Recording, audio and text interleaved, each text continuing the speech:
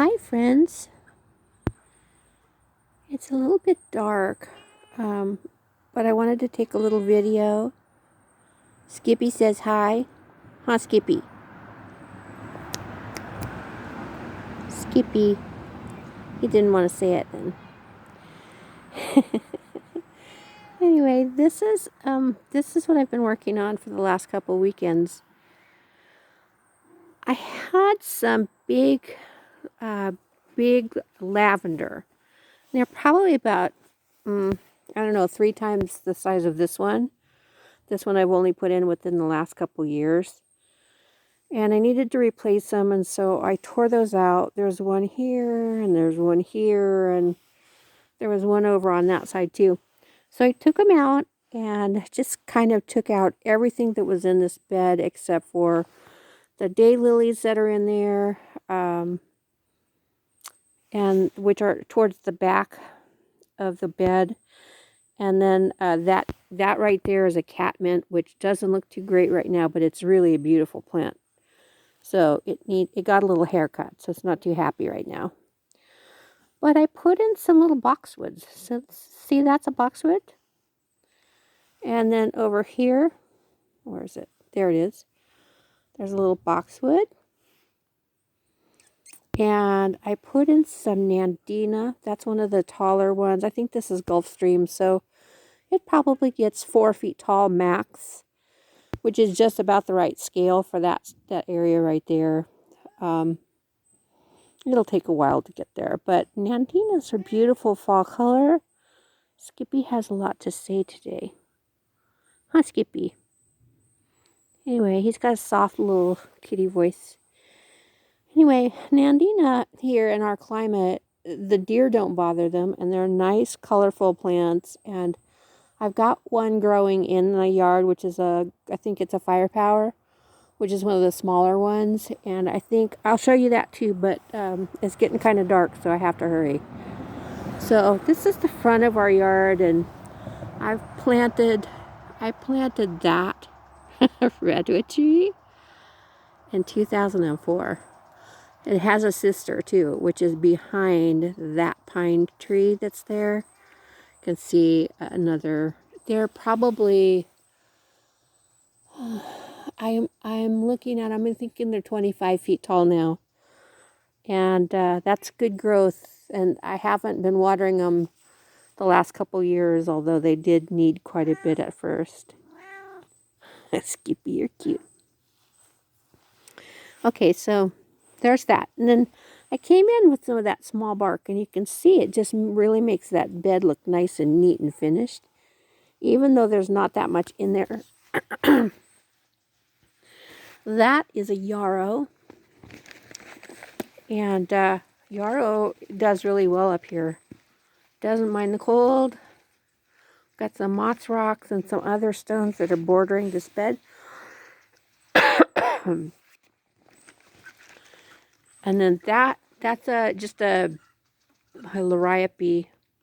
It's the big one. I don't remember what the name is, but it's a big one. So that'll be pretty and strappy leaves. And I actually mimicked that over there, or mirrored it.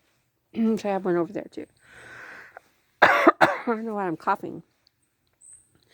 This lavender, I chopped him back kind of a lot, and he looks pretty much better, but it's not 100%. So we'll see if it snaps out of it. So, but this one is one of my favorite ones. This is a Buena Vista. You can hardly find it. It's pretty rare, but it's beautiful. So yeah, the goal was kind of just to clean up and winterize these beds, so they're going to look neat now through the winter. And I wanted some evergreen things that maybe helped to fill in, and yeah, that's why I put in the boxwoods. And the deer haven't touched them. The deer actually bit off the top of that yarrow. I don't see it laying anywhere, but, you know, hopefully it was eaten. But they don't usually like aromatic plants, and so yarrow should be good in here. So we're going through the gate now. And this is just kind of like my little dooryard garden, and it's not anything too fancy. It's pretty casual. So, and I want to keep it that way, but I'm making some progress, and I'm really happy with what I've been doing. So this area here is going to be sort of a flagstone hardscape. We want something to keep the dirt off our feet when we come through the door, and our cabin is pretty small, rig cozy, and so, but we track in a lot of crap. So I found that this neat little this is a boxwood, a topiary, and I'm going to prune him a little bit more, but I found him at Lowe's last weekend, and I really liked the shape and the size of him, and he wasn't too much, so I got him. And I had that pot on hand, and then I just set it on top of the whiskey barrel for now. I don't know if it's going to stay there or what else I'm going to do with him, but that whiskey barrel needs to be planted with some pansies or viola, and that'll be happening pretty soon. And I thought that might look kind of cute with it double tiered like that. So I don't know, I haven't decided yet, but I might do that. So let's see how that looks. And then I've got in here, I hope you can see them, they're kind of delicate. Got some beautiful Japanese maple planted in here. This one is really getting some nice color on it. Sorry, it's getting late, I know. The tree that's bare here had the most gorgeous orange and scarlet leaves. And it just colors earlier than the one to the left. And so I'm kind of happy with that, because I'm going to have color, and then I'm going to have color.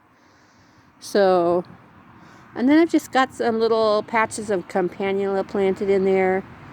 And I'm going to bark this, but I don't know if I'm going to put any seasonal color in here. This bed, for some reason, is hard to grow color in. I don't know what that's about. I haven't figured it out yet. I'll get to it. But it's a kind of a new bed, so maybe I just need to amend the soil more. Lord knows I know how to do that. Okay, and then we just have this little walkway here so we can get to the hose, I guess. That works fine. Maybe stepping stones would be better. I don't know. So so wait, before I go on, this Japanese maple, I got this as a seedling, so it was probably 2 inches tall when I started growing that. I've had it for years and years, and I've got lots of different size maples. I just love them, and I like to find seedlings and dig them up. Okay, saying that, this one, which is just, I think this is a, I don't know, it's not a crimson queen, it's just a green lace leaf, and it turns this really brilliant gold in the fall. It's a very nice color. I don't know how long I've had this, but I got this before we moved up here. I probably had this in my Dell's nursery days, which was probably 25 or 30 years ago. So I've probably had that tree for 25 or 30 years. I really like it in a container. It helps me to get it up off the ground because it is very weeping. So, yeah, that poor thing has been through the ringer. It was totally eaten by chickens at one time. Every leaf was stripped off. They're crazy. So here in this bed, I've done kind of the same thing. I've taken out all the perennials. I see the chickens have been redecorating here. That's a blood good maple. That's another one that I've had for lots of years, and I think I bought that one at Dell's too. And in here, I have just some little evergreen shrubs. Those are the firepower Nandina. And look at this one. This one's got good color, and these are a year old. I put these in last fall. And then the other things that I have in here, which that one's cut back. Well, that one's cut back too, but it looks a little bit better. That is a mirror plant, a coprosma. They're doing pretty well. I'm pretty happy with those. So we'll see how they go over over the winter. Those two are just the more of the Gulf Stream. So those will get about 4 feet tall, which will fill in that corner nicely. And then that's another firepower there. So, and then here's this memorial stone. This tree was given to us by Rick's dad's girlfriend, Trish Mullins. And it's bare right now, but this is a lavender colored. No, it's not lavender. It's one of the medium pink colored crepe myrtle. And we planted this in his memory, and it's doing really good. It's a happy tree there. That's very good. And then this is cool. See, this is a bird bath with a cat guard on it. And then to clean the bird bath, we just lift this up, and it's suspended on there by on this post. So that was one of the things that Rick kind of just engineered for protection against cats.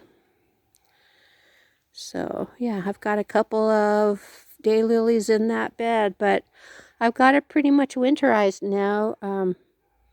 It needs a little bit more bark, but other than that, it looks pretty good, and I'm happy that it's neat. Okay, this huge thing is a Japanese Kyria. That is in half a whiskey barrel, and that's beautiful. It blooms every spring. It's a really nice plant for this garden, and it does very well here, seasonally colored. So I like that a lot. Japanese Kyria. These are Cyclamen, and I am really loving Cyclamen. The last couple years, I've had really good luck growing them. They're good, consistent color. They come out in the fall with their blooms, and they'll bloom all winter long here, so I'm pretty happy with those. And I decided to stage them on this little plant stand that I had. So, yeah, I'm kind of liking those. And then that giant monstrosity is just a really big ivy plant.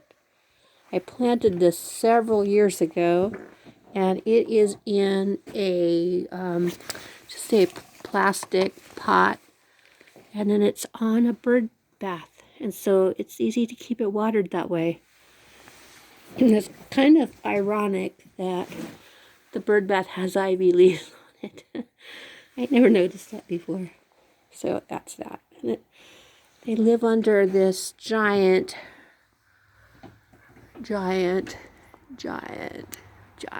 cedar tree. It's my favorite cedar tree. We're probably going to have to take it out. It's starting to encroach on our roof area. We've already cut the roof back once to accommodate it, and I don't think that's going to happen again. This is just one of my beautiful little seedling maples that I planted in the ground here. Right? And I've got some campanula planted in there. Then I pruned up, this is my little dogwood tree, and I pruned the heck out of him yesterday. So he looks a lot better, and you can actually walk through here. And then that is another beautiful seedling Japanese maple. I can grow those things like weeds up here. And they require a lot of water. You know, I have to keep them watered, but they're actually pretty good and pretty easy. This fence is one that Rick built, and that's just basically to keep the deer out of the garden. There's a lot of traffic going by right now. Skippy doesn't like traffic.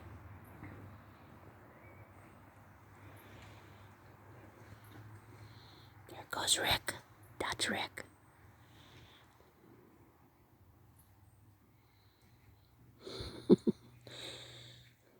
He's the guardian of the animals. He's going out to lock up the chickens and the goat. And Skippy usually goes with him. There he goes. Maybe. So, yeah, I'm pretty happy with what I've accomplished this time. It really does take its toll on me. It really hurts to try to recover from all that jumping up and down and hauling things from the truck and bags of bark and bags of soil, and it's hard work, but I know it's good for me. And yeah, so far it looks pretty good. Okay, we'll see you later from Fiddle Song Farm. Have a wonderful evening.